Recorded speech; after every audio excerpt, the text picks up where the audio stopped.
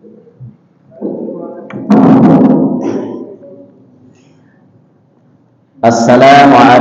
warahmatullahi wabarakatuh.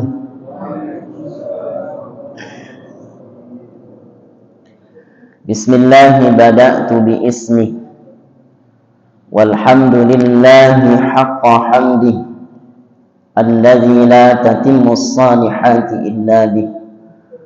Wa sallallahu ala sayyidina Muhammad wa ala alihi wa ashabihi. Amma ba'd. Bersyukur kita atas segala nikmat Allah Subhanahu wa taala dengan sama-sama mengucapkan alhamdulillahi rabbil alamin. Dan nikmat Allah Subhanahu wa taala yang paling agung Allah berikan kepada kita, yakni Allah izinkan kita untuk menjadi umatnya Nabi Muhammad sallallahu alaihi wasallam. Bahkan Nabi Musa alaihi salam berdoa kepada Allah Subhanahu wa taala, Allahumma ja'alni min ummati Ahmad. Ya Allah, jadikanlah aku bagian dari umat Nabi Muhammad sallallahu alaihi wasallam. Namun doa Nabi Musa alaihi salam tidak diijabah oleh Allah Subhanahu wa taala. Dan kita tidak pernah berdoa pada Allah Subhanahu wa taala, namun Allah izinkan kita untuk menjadi umatnya Nabi Muhammad sallallahu alaihi wasallam. Untuk itu marilah kita perbanyak dengan mengucapkan Allahumma salli ala sayyidina Muhammad wa ala ali sayyidina Muhammad. Yang sama-sama kita hormati Ketua Masjid Baitur Rahman beserta jajaran kepengurusannya, bapak-bapak, ibu-ibu, jamaah salat subuh yang mudah-mudahan kita semua dimuliakan oleh Allah Subhanahu wa taala. Kita berjumpa lagi pada Sabtu di pekan pertama di bulan ini, melanjutkan dari pelajaran kita membaca, menyimak tentang hadis-hadis yang dikumpulkan oleh Imam Tirmizi di dalam kitab beliau yang beliau beri judul Asy-Syama'ilul Muhammadiyah. Syama'il seperti yang sudah pernah kita bahas di pertemuan-pertemuan yang terdahulu. Hadis-hadis ini bercerita tentang ciri-ciri fisiknya Nabi Muhammad sallallahu alaihi wasallam. Kita sampai ke hadis yang nomor 8. Hadis ini hadis yang paling panjang dalam kitab ini, paling panjang. Nah, hadis ini karena paling panjang, jadi mungkin hari ini kita sedikit ringkas saja, tidak terlalu mendetail kita penjelasannya biar cukup waktunya. Qala al-musannifu rahimahullahu ta'ala nafa'ana Allahu bi'ulumihi fid dharain. Haddatsana Sufyan bin Waqi', haddatsana Jumay' bin Umar. Ada yang membacanya Umar, ada yang membacanya Umair. Kalau di kitab hadis, kitab Syama'il Nabi yang dikarang oleh Imam Tirmizi, kitab yang kami pegang itu bacanya Umar. Tapi kalau kita buka syarahnya, kitab yang dikarang oleh Syekh Ibrahim bin Muhammad Al-Bajuri, beliau menggunakan kata-kata Umair. Sama, boleh seperti itu. Haddatsana Jumay' bin Umar ibni Abdurrahman al-Ijli imla'an alaina min kitabih qala akhbarani rajulun min bani Tamim min waladi Abi Halah zawji Khadijah yukna Aba Abdillah ani bani Abi Halah anil Hasan ibni Ali bin Abi Thalib radhiyallahu anhuma qal sa'altu khani Hind bin Abi Halah. Hadis ini diambil oleh Imam Tirmizi dari guru beliau Sufyan bin Waqi'. Kemudian Sufyan bin Waqi' mengambil dari Jumay' bin Umar atau bin Umair bin Abdurrahman Al-Ijli. Al-Ijli itu nama kabilah, salah satu kabilah yang lumayan besar.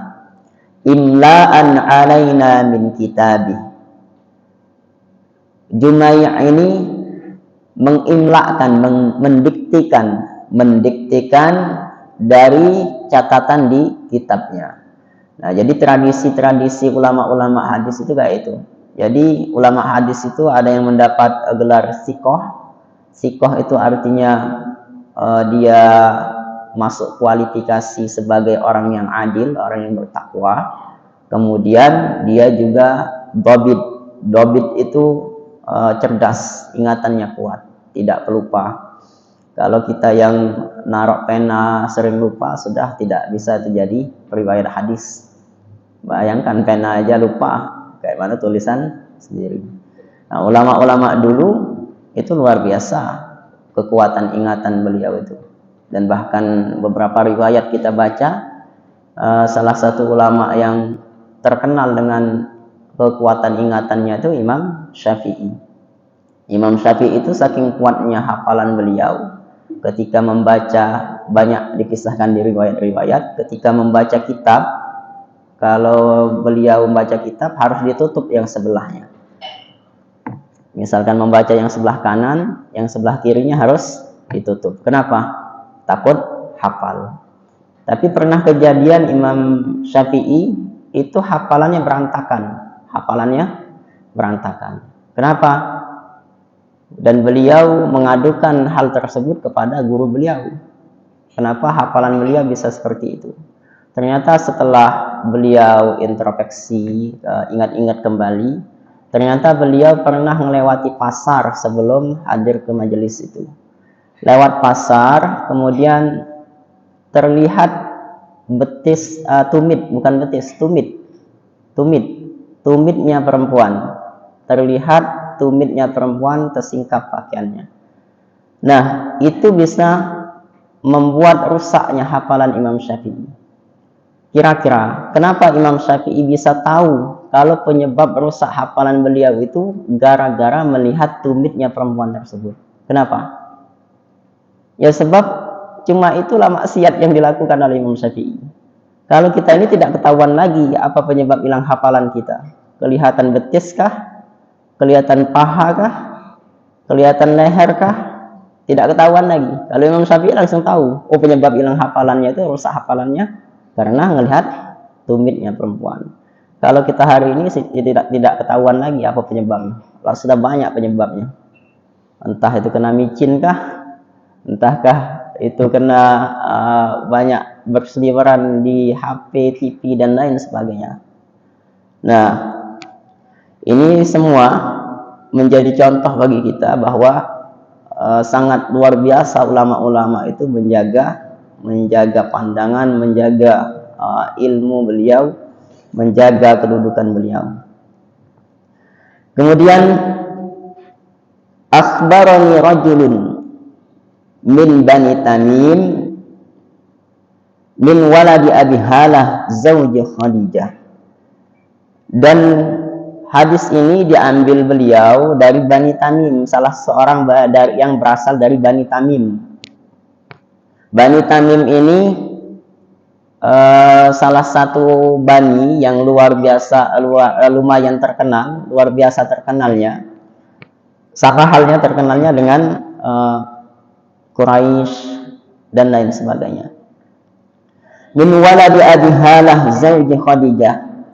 Dan salah satu merupakan keturunan dari Abi Halah, suaminya Sayyidatuna Khadijah. Yukna Abu Abdillah, yang mempunyai kunyah Abu Abdillah. Nah, jadi hadis ini diambil dari salah satu keturunan Abi Halah yang berasal dari Bani Tamim. Abi Halah itu adalah suami Sayyidatuna Khadijah yang pertama. Ya, kita tahu bahwa Sayyidatuna Khadijah itu menikah dengan Nabi Muhammad SAW. Status beliau sudah menikah sebelumnya. Kemudian suami beliau meninggal Nah, dari hasil pernikahan Sayyidatuna Khadijah dengan suami terdahulu, Abi Halah ini mempunyai dua anak. Anak pertama Hinda. Anak kedua Halah. Nah, dari pernikahannya ini, dua anak beliau ini yang tinggal bersama Sayyidatuna Khadijah dan Nabi Muhammad SAW menurut riwayat adalah anak yang bernama Hinda. Kemudian, jadi Hinda ini statusnya anak tiri kan, anak tirinya Nabi Muhammad SAW. Ani bin Abi Halah, dan mengambil hadis ini dari salah satu anak dari Abi Halah, Anil Hasan bin Ali, dan mengambil hadis ini dari Hasan, cucunya Nabi Muhammad SAW. Kata Hasan, sa'altu khali Hinda bin Abi Halah. Aku bertanya kepada pamanku dari jalur ibu. Kalau disebut khalun itu paman, mamang, pakde dari jalur ibu. Tapi kalau ammun itu pakde, mamang, apa bahasa lainnya itu itu dari jalur sebelah bapak. Makanya di dalam Al-Quran ada ini jelas dibedakan. Hurrimat alaikum ummahatukum wa banatukum wa akhawatukum wa ammatukum wa khalatukum. Ammun itu mamang, pakde atau apalah saudara dari saudara bapak. Kalau bahasa Palembang apa? Mamang, pakde, itu ammun. Tinggal ditambah tamar buto di depan, itu untuk bibi atau bude. Ammun untuk lanang, ammatun untuk yang perempuan. Tapi dari jalur bapak ini. Sedangkan khalun itu mamang, pakde, uwa, dan lain sebagainya, apapun sebutannya, untuk dari jalur sebelah ibu. Tinggal ditambah tamar buto di depannya. Khalatun itu untuk yang perempuannya. Nah, jadi ketika Sayyidina Hasan mengatakan khali, itu menunjukkan bahwa Hinda ini bukan perempuan, tapi laki-laki. Sebab beberapa nama yang kita temukan di Indonesia ternyata nama itu populer di luar, dan bahkan sampai sekarang itu nama untuk perempuan. Di Palembang di Indonesia nama laki-laki, tapi kalau di Timur Tengah itu nama perempuan. Kayak Firdaus itu di Palembang laki-laki atau perempuan? Laki-laki. Padahal di Timur Tengah nama Firdaus itu identik dengan perempuan. Nah, kata Sayyidina Hasan, wa kana wassafa. Kata Sayyidina Hasan, mamang beliau ini, kenapa beliau bertanya kepada mamang beliau, paman beliau ini? Karena kata beliau, wassofa, paman beliau ini, Hinda bin Abi Halah ini, seseorang yang dapat menggambarkan dengan jelas. Wassofa itu artinya orang yang bisa menceritakan dengan detail keadaan orang lain. Sebab kita tuh banyak yang pernah ketemu dengan seseorang misalkan, tapi ketika ditanya kayak mana ciri-cirinya sering lupa. Tapi paman beliau yang bernama Hinda bin Abi Halah ini adalah orang yang bisa menceritakan dengan detail dan terkenal kelebihan beliau di bidang itu. An hilyati Rasulillah sallallahu alaihi wasallam. Apa yang ditanyakan oleh Sayyidina Hasan, beliau bertanya tentang khusus hilyati Rasulullah sallallahu alaihi wasallam. Hilyah itu sering diartikan perhiasan. Kenapa di sini digunakan kata-kata perhiasan? Maksudnya sesuatu yang berkenaan dengan Nabi Muhammad sallallahu alaihi wasallam. Menurut beberapa pensyarah di kitab hadis ini, kata beliau, kenapa digunakan kata-kata hilyah? Itu menunjukkan bahwa apapun yang dinisbatkan atau apapun yang ditujukan yang bersandingan dengan Nabi Muhammad sallallahu alaihi wasallam, maka semua itu akan menjadi perhiasan saking istimewanya. Semua itu akan indah. Apapun yang disandingkan dengan Nabi Muhammad sallallahu alaihi wasallam, apapun pembahasan berkenaan dengan Nabi Muhammad sallallahu alaihi wasallam, itu akan menjadi sesuatu yang istimewa, seistimewanya perhiasan. Sesuatu yang indah, seindahnya perhiasan. Kemudian kata beliau, wa ana ashtahi ay yasifani minha syai'an ata'alluqa bih.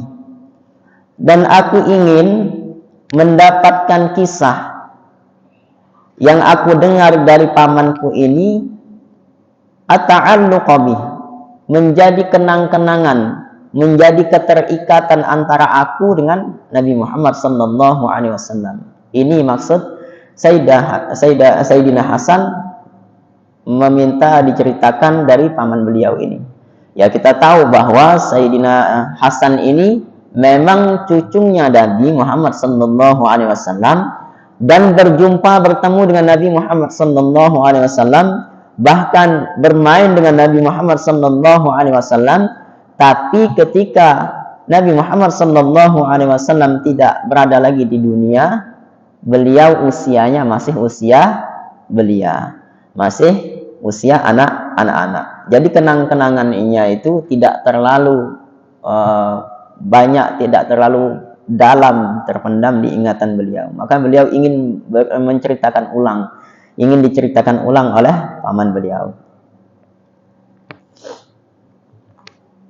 Faqala, dan maka paman beliau ini menceritakan kepada Sayyidina Hasan, kana Rasulullah sallallahu alaihi wasallam fakhman mufakhaman.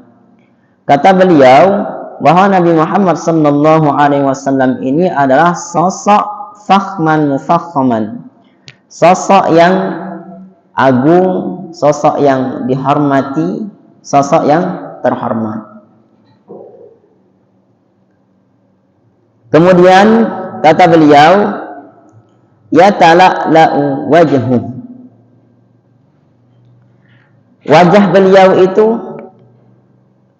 kalau misalkan dipandang itu kayak seolah-olah bersinar.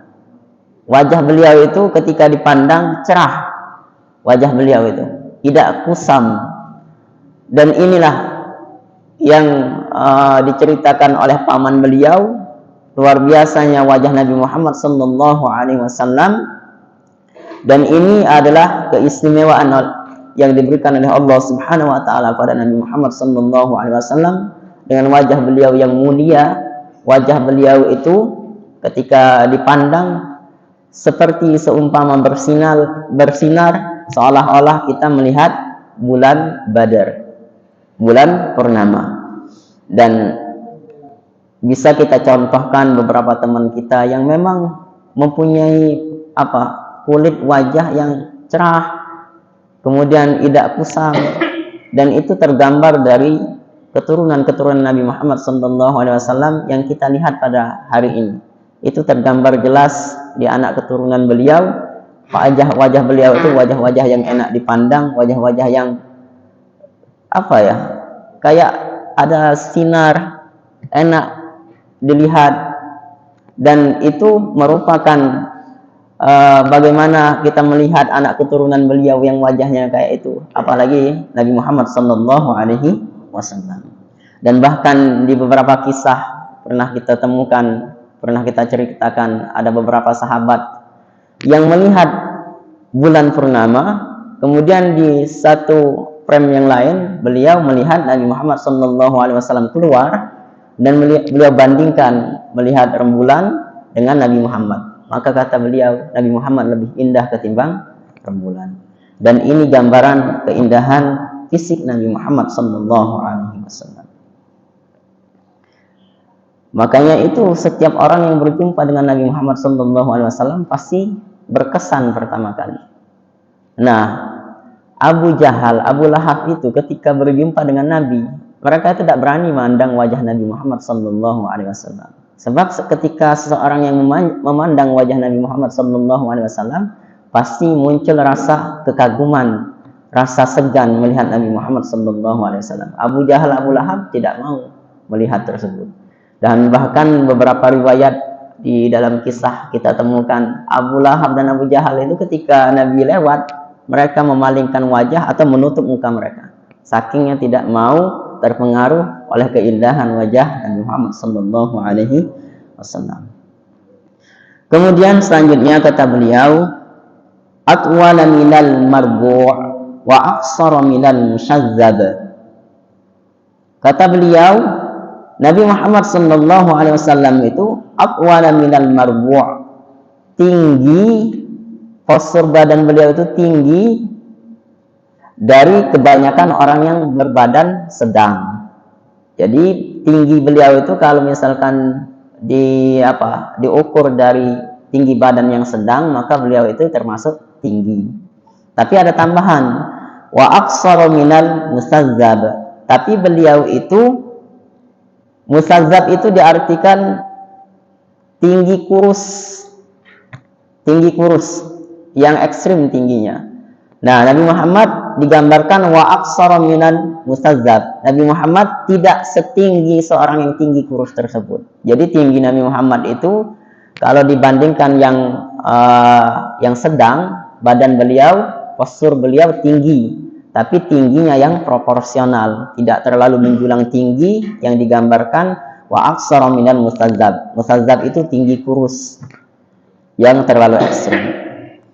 Nah, berarti badan beliau itu sangat-sangat proporsional dan sangat luar biasa idealnya.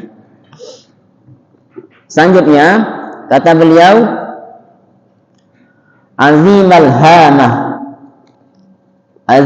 hamah itu gambaran dari paman Sayyidina Hasan.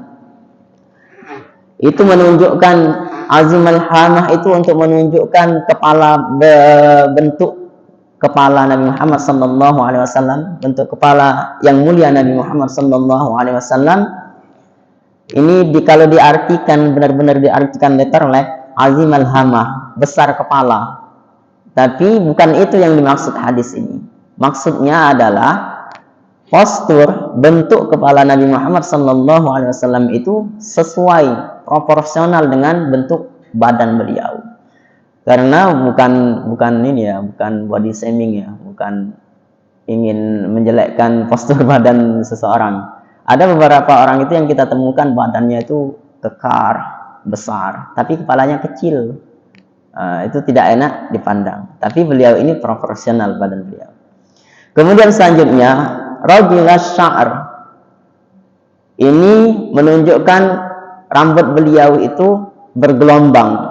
Jadi tidak lurus terurai rambut beliau itu, tapi rambut beliau itu lurus tapi ada gelombang, dan bukan juga ikal, keriting yang ikal. Rambut yang lurus tapi ada tambahan gelombang rambut beliau.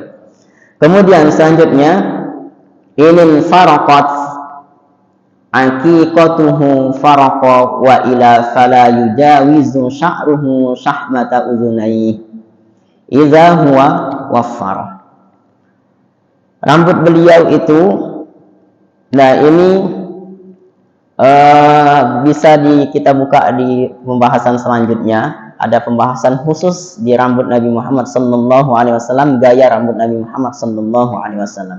Jadi Nabi Muhammad SAW itu kalau rambutnya panjang, itu membagi dua rambutnya, terbelah dua, membagi dua. Kalau panjangnya yang melewati daun telinga. Tapi kalau yang pendek, maka dibiarkan seperti itu, tidak dibelah, tidak dibagi dua.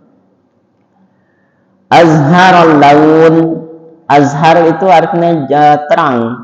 Jadi kulit beliau itu kulit yang putih, tapi tidak putih yang pucat, tidak putih yang benar-benar putih yang tidak ada tambahan.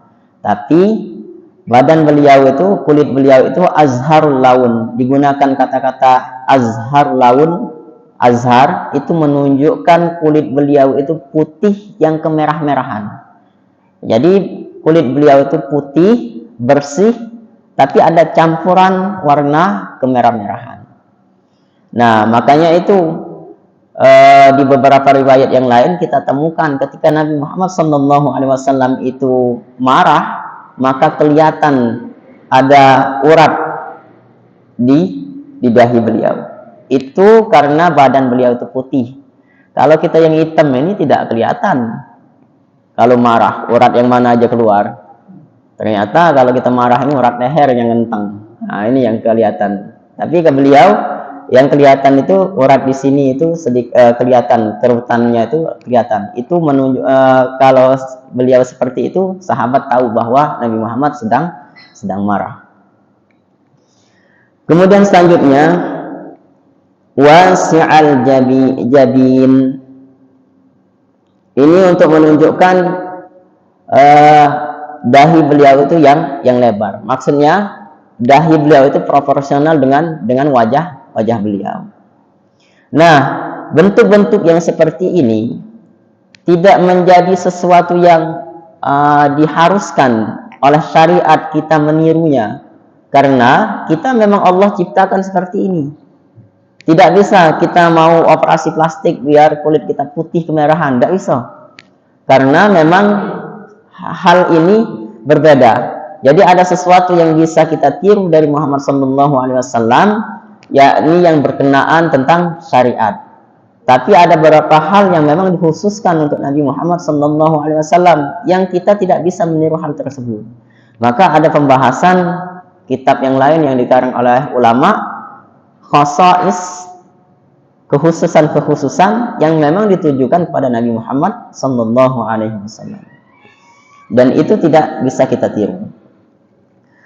Selanjutnya kata pamannya Sayyidina Hasan ini adalah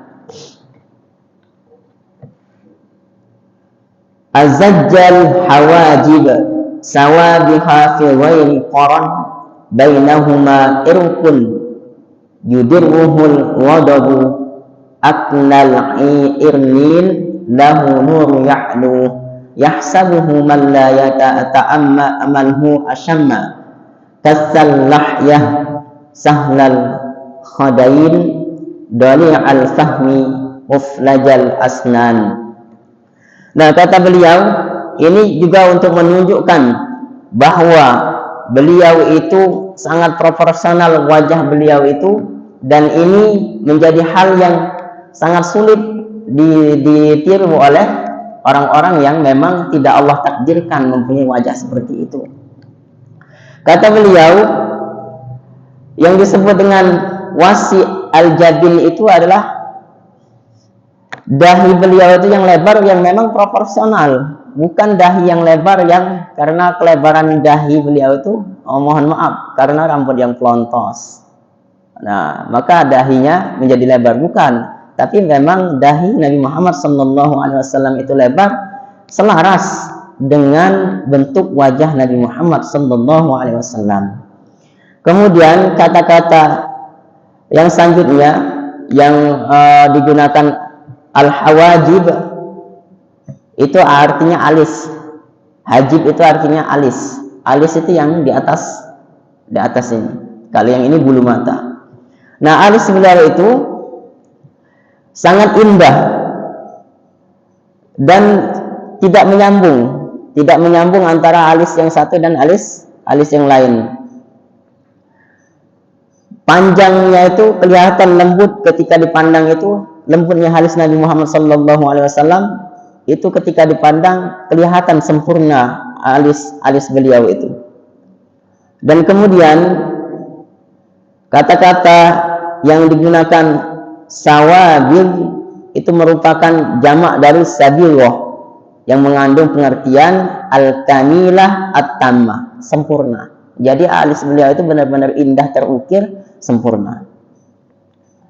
Kemudian selanjutnya yang kata-kata fi ghair qarn. Al-qarn itu artinya pertemuan dua alis. Nah, jadi pertemuannya itu bukan benar-benar dianggap ketemu nyambung yang segaris, bukan. Kemudian al-ablaj adalah antara rambut kedua alisnya itu tidak terlalu tidak terlalu tidak beraturan, tapi benar-benar terukir beratur alis Nabi Muhammad sallallahu alaihi wasallam. Kemudian kata-kata aqwanal irnin itu diartikan hidung beliau untuk menunjukkan keindahan hidung beliau. Jadi hidung beliau itu digambarkan, yang ceritanya paman Sayyidina Hasan ini menggambarkan bahwa hidung Nabi Muhammad SAW itu mancung, tapi ketika dipandang kayak seolah-olah tengahnya itu bercahaya. Nah, jadi maksud tengahnya bercahaya itu apa? Jadi tengahnya hidung Nabi Muhammad SAW itu juga mancung. Jadi mancungnya hidung Nabi Muhammad SAW bukan yang ininya aja mancung, tapi benar-benar apa ini namanya, tulang hidungnya itu juga kelihatan mancungnya. Makanya itu ketika dipandang seolah-olah seperti ada cahaya. Banyak beberapa para habaib yang kita temukan hidung beliau seperti itu. Hidung yang tengah-tengahnya ini, yang tulang tengah-tengahnya ini juga kelihatan kayak bercahaya. Jadi karena mancungnya hidung beliau itu. Nah, selanjutnya kata-kata yang lahu nurun ya'luhu ini untuk menunjukkan keindahan hidung beliau ini yang benar-benar lurus, indah, mancungnya itu benar-benar mancung yang indah, bukan mancung yang tidak indah untuk dipandang. Nah, inilah yang menggambarkan bentuk fisik atasnya Nabi Muhammad SAW, dan sungguh apa yang diceritakan oleh mamangnya Sayyidina Hasan ini menggambarkan bahwa beliau benar-benar orang yang bisa mengidentifikasi kemudian menjelaskan kembali bentuk fisik orang yang beliau pandang. Nah, kenapa dalam hadis ini sangat panjang, tapi yang diceritakan cuma yang di awal-awal hadis hanya bagian atas Nabi Muhammad SAW, belum yang lain. Karena ketika kita bertemu seseorang itu, maka yang pertama kali kita lihat adalah wajahnya, mukanya. Nah, ini yang dilakukan oleh Hinda bin Abi Halah. Beliau menceritakan bagaimana keindahan bentuk fisik Nabi Muhammad SAW dimulai dari atas. Nanti setelah itu baru yang selanjutnya cara jalan, kemudian pakaian dan lain sebagainya. Dan hadis ini, walaupun hadis ini panjang, hadis ini sudah beberapa hadis yang lain juga menyinggung sedikit pembahasan dalam hadis ini.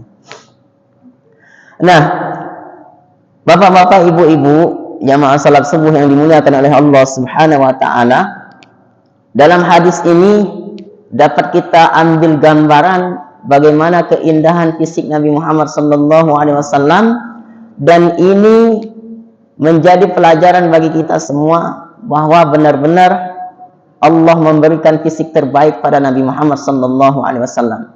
Dan hikmah yang harus kita ingat dari gambaran bentuk fisik Nabi Muhammad SAW ini, kita bisa mengambil gambaran bagaimana keindahan Nabi Muhammad SAW, dan keindahan ini memang Allah khususkan kepada Nabi Muhammad SAW.